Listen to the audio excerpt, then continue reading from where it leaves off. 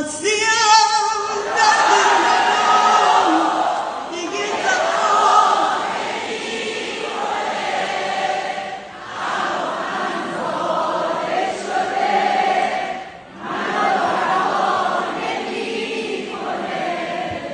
جالبیش اینجاست که تو کتاب ارغلان خوندم که در جواب ترانه مستی ترانه می نویسه که باز هایده خونده به نام ساقی.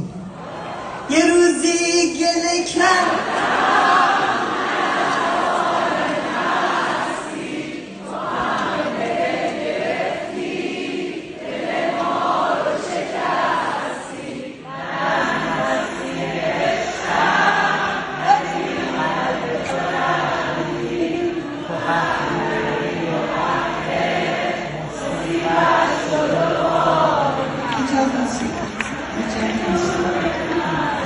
روح هایده نازنین شاه